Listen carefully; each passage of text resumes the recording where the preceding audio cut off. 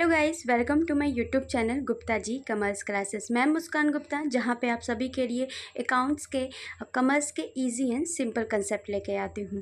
पिछले वीडियो में हम लोग ने अकाउंटिंग एंड उसके बेसिक प्रिंसिपल्स डिस्कस किए थे, जिसमें हमने 5 प्रिंसिपल को कवर कर लिए थे। अगर आपने वो वीडियो नहीं देखी है तो मैं रिकमेंड करूँगी कि वो वीडियो देख लीजिए। मैं वो वीडियो का लिंक डिस्क्रिप्शन में डाल दूँगी।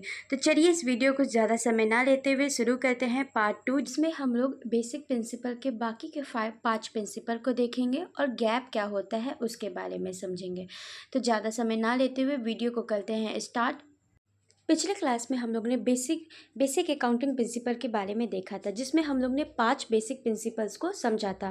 पहला था बिजनेस एंटिटी प्रिंसिपल, दूसरा money measurement principle, going concern principle, cost principle और एक्वायर प्रिंसिपल। इस वीडियो में हम बाकी के 5 प्रिंसिपल्स को समझेंगे वन बाय वन। तो चलिए हम लोग शुरू करते हैं सबसे पहले डुअल एक्सपेक्ट कंसेप्ट को। डुअल एक्सपेक्ट प्रिंसिपल ये अकाउंटिंग का मोस्ट बेसिक और इम्पॉर्टेंट कंसेप्ट है। डुअल एक्सपेक्ट प्रिंसिपल यानी दो पहलुओं वाला सिद्धांत, जिसमें हर ट्रांजैक्शन के दो पहलू होते हैं, एक डेबिट और दूसरा क्रेडिट। ठीक है, तो इसी वजह से हम लोग इसे डबल एंट्री सिस्टम भी कहते हैं। डबल एंट्री सिस्टम को याद रखने के लिए हम एक इक्वेशन को याद रखते हैं, जिसको अकाउंटिंग इक्वेशन के रूप में जानते हैं और आगे इसको पढ़ते भी हैं। इसी इक्वेशन पे बेसिक अकाउंटिंग इक्वेशन आप समझते हैं, जिसमें हम ये देखते हैं कि एक साइड को दूसरे साइड से बैलेंस करने के लिए हमें ये इक्वेशन बहुत ज़रूरी करता है। जैसे ये इक्वेशन क्या है, assets equal to liability plus capital account. मान के चलिए जो पैसा आप कहीं डालते हैं वो कहीं से आया तो ज़रूर होगा ना। जैसे आपने कोई गुड्स खरीदा या बेचा, ठीक है, अगर आप कोई गुड्स खरीदते हैं तो 1000 रुपये का आपने कोई गुड्स खरीदा, ठीक है, कोई सामान खरीदा, ठीक है। तो जब आप पैसा से कोई सामान खरीदते तो आपका क्या जाता है, पैसा चला जाता है, ठीक है। पर किसी के लिए वो क्या होता है, वो पैसा इनकम के रूप में होता है, तो वहाँ आता है, यानी 1000 रुपये आपके तरफ से जाना और दूसरे के लिए 1000 रुपये आना। ये क्या हो गया, ये इक्वेशन दोनों, ये जो इक्वेशन है ना, ये दोनों तरफ बैलेंस हो गया। तो इसी बैलेंस को मेंटेन करना ही डुअल एक्सपेक्ट प्रिंसिपल कहलाता है, ठीक है। तो आई होप कि डुअल एक्सपेक्ट प्रिंसिपल क्या होता है, तो इसको एक बार हम लोग अच्छे डिफिनीशन से समझ लेते हैं। Every transaction has to expect in 2 accounts, 1 debit and 1 credit. It is the foundation of double interest system of book keeping, assets equal to liabilities plus capital account. अब हम लोग बात करते हैं मैचिंग प्रिंसिपल्स की। तो मैचिंग प्रिंसिपल क्या कहलाता है, मैचिंग प्रिंसिपल ये कहता है कि जो भी एक्सपेंसेस हुए हैं और उस एक्सपेंसेस के होने से जो भी रेवेन्यू आया है, जिस टाइम वो रेवेन्यू आया है उसी टाइम हम उस एक्सपेंसेस को अकाउंटिंग पीरियड में रिकॉर्ड करें। मतलब सिंपल टर्म में अगर हम बोले तो रेवेन्यू और उससे रिलेटेड जितने भी खर्चे हुए हैं उन्हें एक साथ रिकॉर्ड किया जाए। क्योंकि हम जब भी प्रॉफिट को कैलकुलेट करें तो वो सही तरीके से हो, उसका एक्यूरेट एग्जैक्ट फिगर हमें पता चले। चलिए इसको एक एग्जांपल से और अच्छे से समझते हैं। मान के चलिए आपने एक कोई कोचिंग सेंटर खोला है। कोचिंग सेंटर आपने मार्च में खोला है। जब मार्च में आपने कोचिंग सेंटर खोला तो स्टूडेंट से आपने 50,000 फीस कलेक्ट किया। अब सपोज़ वो 50,000 फ़ी आपने कलेक्ट किया, पर फरवरी में आपने अपने कोचिंग सेंटर का बहुत एडवर्टीजमेंट करवाया था, 20,000 आपने एडवर्टीजमेंट में करवाया था। तो ये जो 20,000 आपने फरवरी में एडवर्टीजमेंट कराया था, उसे फरवरी में नहीं रिकॉर्ड करेंगे, उसे हम मार्च में रिकॉर्ड करेंगे। क्यों? क्योंकि वो जो 20,000 है ना, उसी 20,000 से आपको रेवेन्यू मिला था। वो रेवेन्यू कब मिला था, मार्च में आपको आया था। तो वो 20,000 और ये 50,000 हम लोग मार्च के मंथ में रिकॉर्ड करेंगे। यही जो रिकॉर्ड आप एक साथ किए हैं वो एक्सपेंसेस को रेवेन्यू के टाइम रिकॉर्ड किया, जब वो एक्सपेंसेस से रेवेन्यू आया है। इसी कंसेप्ट को हम लोग मैचिंग प्रिंसिपल्स कहते हैं। चलिए इसको डिफिनीशन में आप समझते हैं, जो मैंने लिखा है इस स्लाइड पे। This principle state that expenses should be recorded in the same accounting period as the revenue they help to generate. समझ में आया वाई इट्स मैटर, क्यों ये जरूरी है। It ensure that the financial statement reflects the true profitability of a specific period.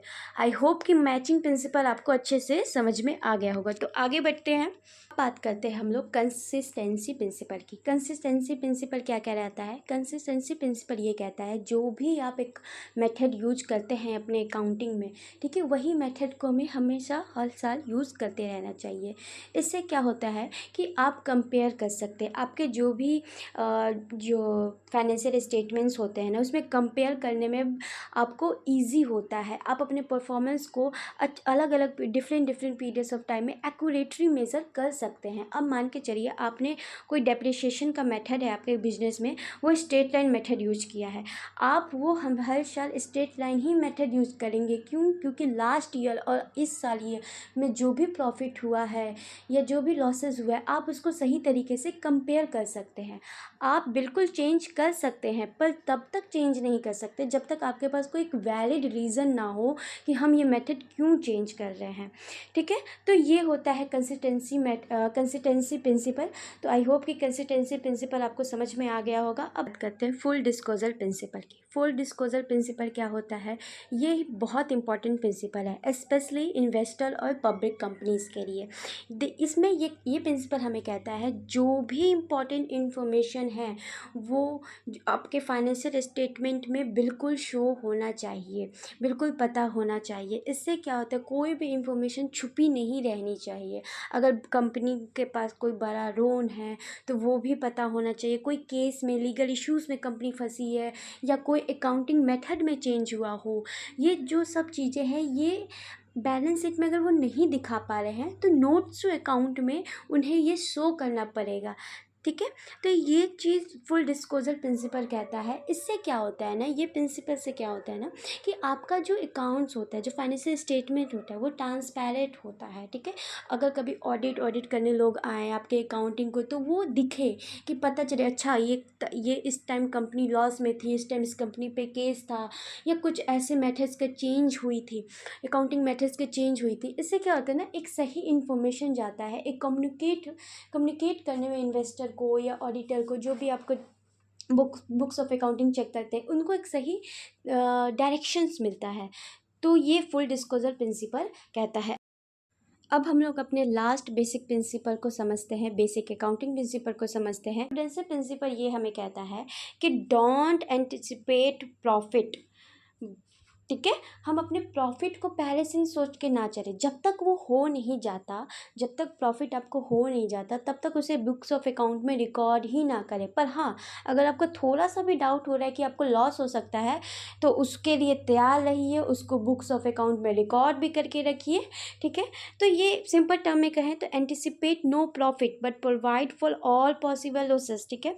मान के चलिए आपको लगता है कि कोर्ट में कोई केस है, उस केस को हारने से आपको 50,000 का लॉस है, तो वो 50,000 का जो लॉस है ना, वो आप अपने बुक्स में दिखाइए, ठीक है, कि हमको ये 50,000 का ये लॉस है, कोर्ट में अगर हम हार गए तो मुझे 50,000 का लॉस हो जाएगा। पर अगर आप जीत गए तो आपको 1 लाख का रिवॉर्ड मिलेगा। तो वो जो 1 लाख का रिवॉर्ड मिलेगा ना, वो तब तक अपने रिकॉर्ड नहीं करना है जब तक वो आपको 1 लाख मिल नहीं जाता।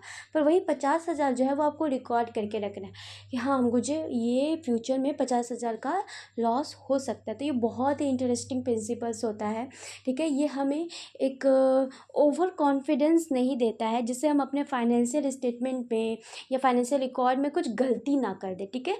तो ये हमें ओवर कॉन्फिडेंस से भी बचाता है। तो ये प्रिंसिपल बहुत इंटरेस्टिंग है, इसे आप हमेशा याद भी रखिएगा, ठीक है। तो अब हम लोग आगे बढ़ते हैं।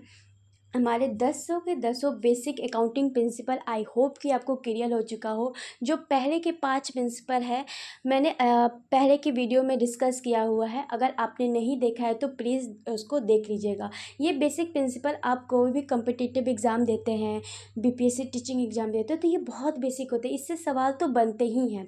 तो ज़रूर आप इसको देखिएगा और हमेशा रिमेंबर कीजिएगा। अगर कोई डाउट हो तो कमेंट बॉक्स में भी पूछिएगा। अब हम लोग आगे बढ़ते करते हैं गैप। गैप क्या होता है? तो हम लोग जो भी बेसिक अकाउंटिंग प्रिंसिपल पढ़े ना, going concern, money measurement, matching principal, ठीक है, डबल एस्पेक्ट प्रिंसिपल, ये सब का जो स्ट्रक्चर होता है ना, ये सब का जो अकाउंटिंग फ्रेमवर्क होता है ना, वही गैप कहलाता है। तो गैप का फुल फॉर्म क्या है? जनरली एक्सपेक्टेड अकाउंटिंग प्रिंसिपल, ठीक है। ये एक ऐसा रूल्स, रेगुलेशन और गाइडलाइंस प्रोवाइड करता है जिससे कोई भी कंपनीज ये जो फॉलो करती है प्रिंसिपल, वो सब एक जैसे सेम फॉलो करे, ठीक है, वही लैंग्वेज को यूज़ कर सके। जैसे मैंने बताया था ना, अकाउंटिंग लैंग्वेज है और बेसिक प्रिंसिपल उसके ग्रामर है, तो ये कैसे फॉर्म होगा, कैसे स्ट्रक्चर में फॉर्म होगा, तो ये गैप करवाता है। जैसे रिलायंस कंपनी हो या कोई भी छोटा छोटा लोकल कंपनीज हो या TCS कंपनी हो, वो जो भी अपना बैलेंस शीट बनाते हैं ना, तो यही प्रिंसिपल्स को, यही रूल्स को, यही गाइडलाइंस को फॉलो करते हैं। क्यों करते हैं? ऐसा करने से क्या फ़ायदा है? तो जब भी हम लोग कंपैरिजन करते हैं ना, तो सेम हो, उसमें डिफ़िकल्टी ना हो कि उसने कुछ अलग प्रिंसिपल का यूज़ कर लिया, ये नहीं। ये सेम सब जो भी बड़ी हो या छोटी कंपनी हो, वो अपना बैलेंस शीट प्रिपेयर करेगी इन्हीं रूल्स और रेगुलेशंस को, इन्हीं स्टैंडर्ड फॉर्म्स को ध्यान में रखते हुए करेगी। यही गैप होता है। अगर सिंपल टर्म में बोले तो gap is the common language of accounting followed by all business, ठीक है। तो आई होप कि गैप आपको समझ गए होंगे। तो गैप हमारे लिए इतना इंपॉर्टेंट क्यों है? ठीक है, ये यूनिफॉर्मिटी करता है, ठीक है, सब में एक सेम स्टैंडर्ड फॉलो होता है। ये हेल्प करता है हमें डिफरेंट डिफरेंट कंपनीज़ को कंपेयर करने में। ये हमारे फाइनेंशियल स्टेटमेंट को ट्रांसपेरेंट और ट्रस्टवर्दी भी बनाता है। ये इंश्योर करता है जो भी इन्वेस्टर है, क्रेडिटर है, ऑडिटर है, जो भी हमारे फाइनेंशियल रिपोर्ट्स को देख रहा है, वो सही है, ऑथेंटिक है, एक सही बुनियाद पे बनी हुई है, ठीक है। तो ये इसलिए गैप जो है ना, हमारे लिए इसलिए इम्पॉर्टेंट भी हो जाता है। Who issues the gap? कौन इशू करता है गैप को? तो इंडिया और इंटरनेशनली इसको इशू किए जाते हैं। इंडिया में जो होता है ना, गैप का जो गाइडलाइंस होता है, वो ICAI यानी institution of chartered accountants of India handle करते हैं, जिसमें अकाउंटिंग स्टैंडर्ड्स बने हैं जो इन्हीं ICAI के द्वारा हैं, ठीक है। इंटरनेशनली अगर हम बात करें तो FASB फैप्स, ठीक है, फाइनेंशियल अकाउंटिंग स्टैंडर्ड बोर्ड्स, जो US इशू करती है गैप्स के, ठीक है। ये ग्लोबल कंपनीज जैसे इंटरनेशनल फाइनेंशियल रिपोर्टिंग स्टैंडर्ड भी इसे फॉलो करती है। तो ये कुछ ऐसे अथॉरिटीज़ है जो गैप को इशू करते हैं। फिर आते हैं क्या फ़ीचर्स है, कि क्या ऐसे कौन से ऐसे फ़ीचर्स है जो गैप को और भी स्ट्रॉन्ग बनाता है, ठीक है। तो पहली, ये क्या होता है ना कि रिलेटेड होता है, एक यूज़फुल इन्फॉर्मेशन होता है। फिर आता है जो इन्फॉर्मेशन होता है ना, वो वेरिफिकेबल होता है, आपका वेरीफाइबल होता है, वेरीफाई कर सकते हैं इसको, ट्रू होता है। जो फाइनेंशियल डाटा होता है ना, उसको over the year across the companies को हम लोग कंपेयर भी कर सकते हैं। सेम मेथड यूज़ होता है, हर साल यूज़ होता है, तो इसलिए भी गैप हमारे लिए इम्पॉर्टेंट है। आई होप कि गैप क्या होता है, वो कौन इशू करता है, क्यों ज़रूरी है हमारे लिए, आप समझ गए होंगे। कमेंट बॉक्स में मुझे ये ज़रूर बताइएगा, इंडिया में गैप को कौन इशू करता है, ठीक है। आई होप कि ये वीडियो आपको पसंद आया होगा। गैप क्या होता है, बेसिक प्रिंसिपल्स आप अच्छे से समझ गए होंगे। अगर कोई भी डाउट्स है या कुछ पूछना है तो प्लीज़ कमेंट बॉक्स में ज़रूर बताइएगा, पूछिएगा, और ये भी बताइएगा कि ये वीडियो आपको कैसी लगी। अगर अच्छी लगी है तो अपने दोस्तों के साथ भी शेयर कीजिएगा। Like, share, comment and subscribe करना तो बिल्कुल मत भूलिएगा। Thanks for watching.